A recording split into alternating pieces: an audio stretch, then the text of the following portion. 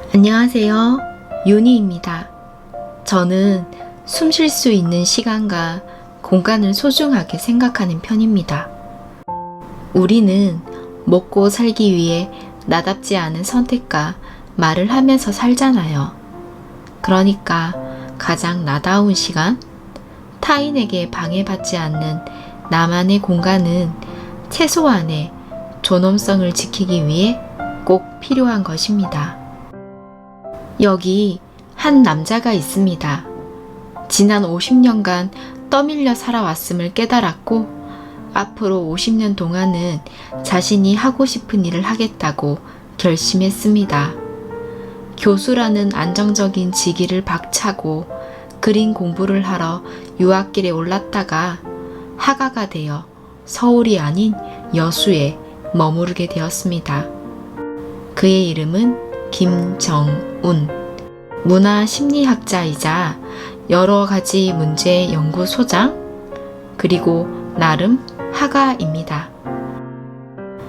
오늘의 책 바닷가 작업실에서는 전혀 다른 시간이 흐른다는, 여수에서 바다를 마주한 채 글을 쓰고 그림을 그리며 느꼈던 감정을 담은 에세이입니다. 제가 이 책을 고른 이유는 저 역시 바다를 사랑하기 때문입니다. 바다가 저에게 숨 쉴 수 있는 공간입니다. 제가 부산에서 살 때에도 해운대에서 2박 3일 동안 바다만 본 적이 있었습니다. 지금 이 순간도 바다가 보고 싶고 그립습니다. 이 책의 좋은 점이 무엇인지 아십니까? 저자가 직접 그린 그림과 글을 볼 수 있을 뿐 아니라 여수의 봄, 여름, 가을, 그리고 겨울을 아주 잘 담아냈다는 것이죠. 이 책의 프롤로그와 에피소드 2개를 읽어드릴 건데요. 그 전에 제가 단어 하나를 알려드리겠습니다. 바로 슈필라움. 마법의 주문 같죠? 앞서 이야기했던 타인에게 방해받지 않는 나만의 공간이 슈필라움입니다. 독일어에만 있는 단어인 슈필라움은 놀이, 슈필, 공간, 라움의 합성어로 내 마음대로 할 수 있는 자율의 주체적 공간을 뜻합니다. 물리적 공간은 물론 심리적 여유까지 포함하는 슈필라움이 있어야 우리는 인간으로서 자존감과 매력을 만들고 품격을 지키며 제한된 삶을 창조적으로 재구성할 수 있습니다. 여수에서의 풍경과 짧은 글을 먼저 보여드릴게요. 35쪽. 날 훔쳐보는 게 취미인 주인집 강아지 캔디. 캔디 너무 귀엽습니다. 43쪽.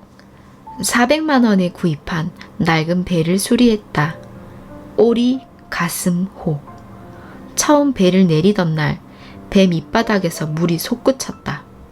잠수함을 잘못 산 줄 알았다. 58쪽. 여수 남쪽 섬의 다 쓰러져 가는 미역 창고를 충동적으로 구입했다. 아름다울 미, 힘, 역. 창고. 아름다움의 힘으로 창조적 사고를 한다는 뜻이다. 죽인다. 252쪽에 바닷가 작업실입니다. 그림도 그릴 수 있고 책도 읽을 수 있습니다. 풍경 너무 멋지지 않나요? 저도 이런 바닷가에 작업실 하나 있다면 너무 좋을 것 같습니다. 270쪽. 저자님의 빈 책장입니다. 저자님은 앞으로 빈 책자에 책을 채워가며 늙어갈 것이라고 이야기합니다. 저도 참 좋은 것 같은데요, 여기? 부럽습니다. 2층짜리 책장이 있는 곳이라. 와. 그럼 낭독을 시작하겠습니다. 프롤로그 일부 읽어드릴게요. 불안 없이 내가 진짜 하고 싶은 일을 내 마음대로 할 수 있는 최소한의 공간, 슈필라움. 문화심리학자 김정훈의 슈필라움, 미역 창고 이야기. 삶이란 지극히 구체적인 공간, 경험들의 앙상블. 공간이 문화이고 공간이 기억이며 공간이야말로 내 아이덴티티다. 우리는 물리적 공간은 물론 심리적 여유까지 포함하는 자율의 공간, 슈필라움의 가치를 너무나 무시하고 살아왔다. 공간이 있으면 슈필라움은 저절로 생겨나는 것이라고 생각했다. 그렇지 않다. 아무리 돈을 많이 벌고 높은 지위에 올라가도 나만의 슈필라움을 만들지 못하는 경우가 대부분이다. 유명 디자이너의 비싼 인테리어 가구로 공간을 가득 채운다고 슈필라움이 저절로 만들어지는 것은 아니다. 내 취향과 관심이 구현된 곳이 아니기 때문이다. 아무리 보잘것없이 작은 공간이라도 내가 정말 즐겁고 행복한 공간, 하루 종일 혼자 있어도 전혀 지겹지 않은 공간, 온갖 새로운 삶의 가능성을 꿈꿀 수 있는 공간이야말로 진정한 내 슈필라움이다. 프롤로그 중에서 재밌는 에피소드가 너무 많은데요. 저는 2개만 읽어드릴게요. 옆에 있는 그림은 여자만의 배 빨리 끊기는 섬들. 일찍 배가 끊기는 섬. 대학 시절 여름 방학이면 일찍 배가 끊기는 섬이 최고였다. 마지막 배가 떠난 항구에서 발을 동동 구르는 여자친구에게 진짜 착한 표정으로 오빠 믿지? 를 연발했던 기억이 있다면 우리 기쁜 젊은 날이다. 그렇게 손만 꼭 잡고 잔 그 여자친구는 이튿날 보니 2박 3일은 좋게 지낼 만반의 준비를 하고 왔다. 그때 그 오빠 믿지? 의 청춘들이 이제 늑수굴의 엄마 아빠가 되어 자식들에게 수시로 그런다. 엄마는 아들을 믿는다. 아빠는 우리 딸을 믿는다. 젠장, 그런 믿음은 없다. 서로 잘 알면서 도대체 왜 그러는가? 요즘 여수에 마련한 하실에서 바다를 보며 이런 생각만 자꾸 한다. 아무도 인정해주지 않지만 이제 나도 나름 화가다.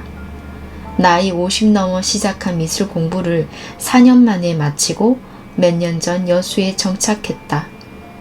여수 바닷가에서 그림 그려요 하는 게 무척 폼날 것 같아서다. 그런데 정작 여수에서 지내다 보니 전혀 그림을 그리지 않는다. 예전처럼 책만 읽고 글만 쓴다.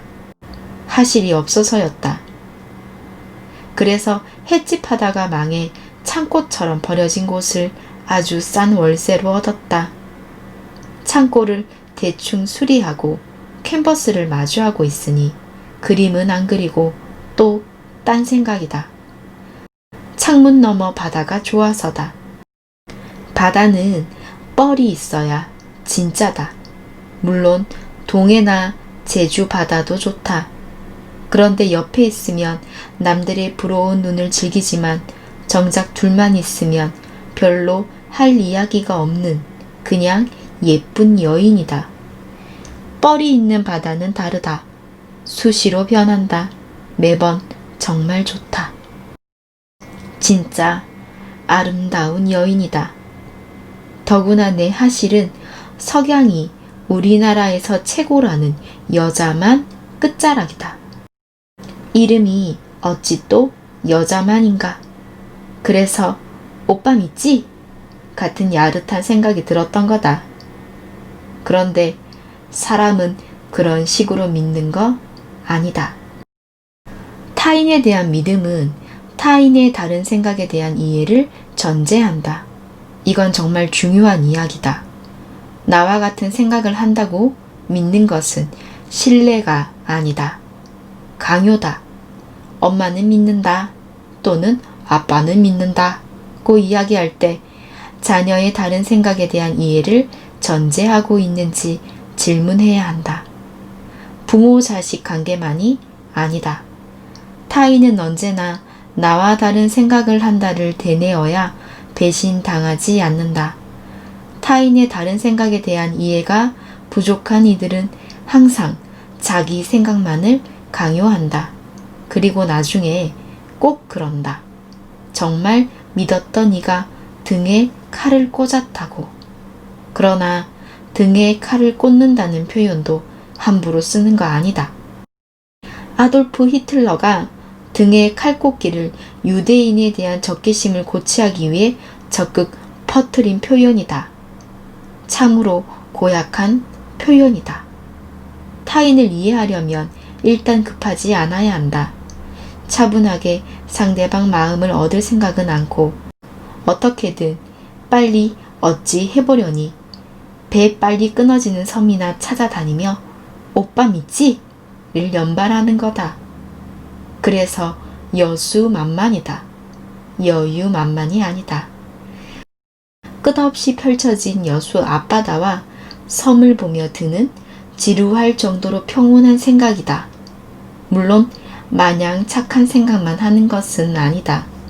이런 생각도 했다. 남자가 두 번째로 싫어하는 것은 소매치기다. 그렇다면 남자가 가장 싫어하는 것은 당일치기? 인생을 바꾸려면 공간부터 바꿔야 한다. 여수에 살면 뭐가 좋으냐고 묻는다. 파랗다. 하늘도 파랗고 바다도 파랗다. 그러나 정말 피부로 느끼는 행복감은 운전이다. 차가 전혀 안 막힌다. 아무리 막힐 때도 신호등 한번 바뀌는 정도만 기다리면 된다. 여수시의 주차 시스템 또한 환상적이다. 곳곳에 공용 주차장이 있고 처음 1시간은 무조건 무료다. 최근 내가 여수시로 주소를 이전한 이유도 이 착한 도시에 세금을 제대로 내기 위해서다. 대도시에 사는 사람들은 자신들이 얼마나 끔찍한 환경에 놓여 있는지 모른다. 내가 서울에서 운전하며 가장 괴로울 때는 차선을 바꿀 때다. 다들 차선 바꾸겠다는 신호를 빨리 달려오라는 신호로 받아들인다. 잽싸게 달려들어 차선을 바꿀 여유를 절대 안 준다.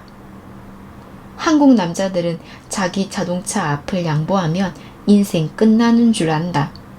도대체 왜들 이러는 걸까? 자동차 안이 유일한 자기 공간이라 여기기 때문이다. 집의 안방은 아내 차지가 된 지 오래다. 아이들도 이제 안방을 엄마 방이라고 한다.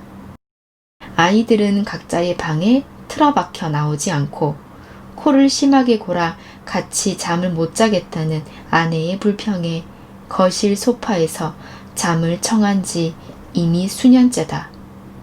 수면 무호흡으로 이러다 죽겠다 싶어 새벽에 잠을 깨면 거실 바닥에 널브러져 있다.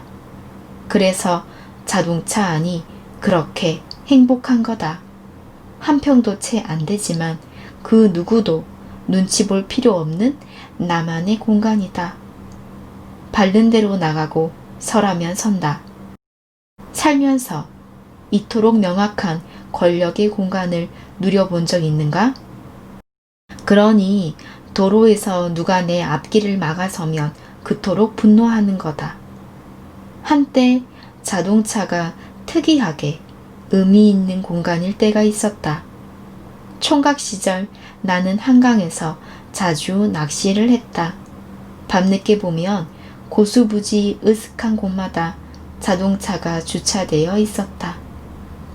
죄다 창문에 김이 서려 있었다.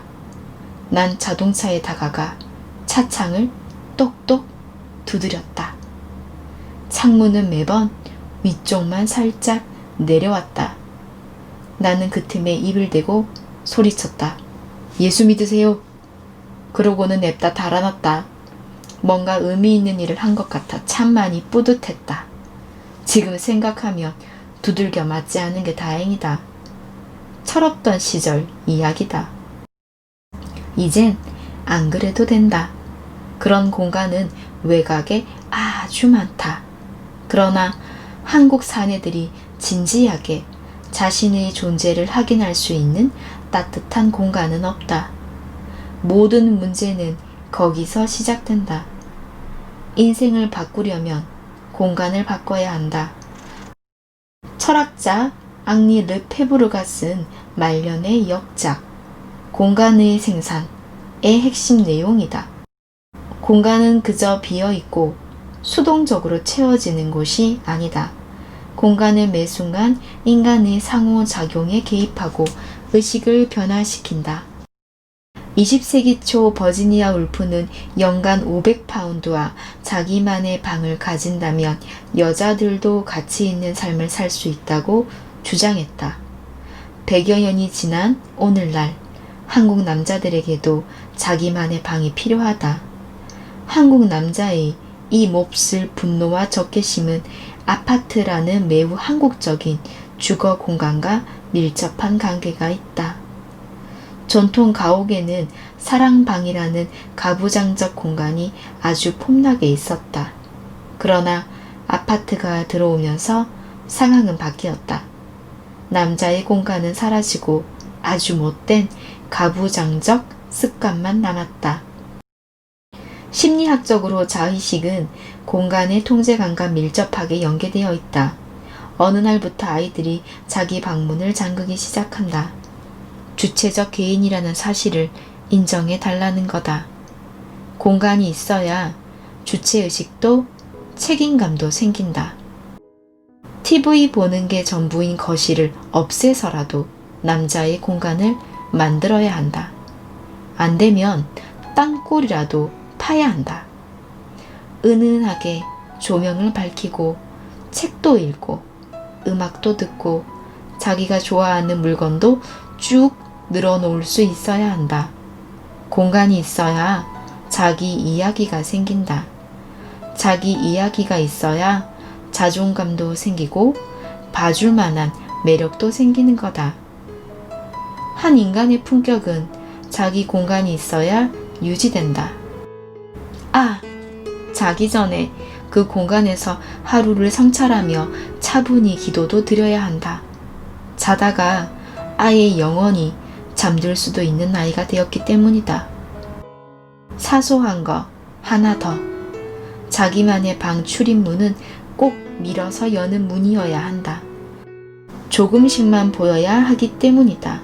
당겨 열면 방안이 한 번에 다 들여다 보인다. 그래서 침실문이 죄다 밀어 여는 방식인 거다. 한 번에 다 보이면 서로 낭패다. 타인의 마음도 마찬가지다. 아주 천천히 밀어 여는 거다. 사랑할수록 조금씩 밀어 여는 거다. 어떠셨어요? 저는 이 책 재미있게 읽었거든요. 여러분만의 슈필라움 꼭 챙기시길 바래요. 그리고 마음을 조금씩 열어서 사랑하는 사람들에게 흘려 보내시길 바래요. 감사합니다. 윤이었습니다.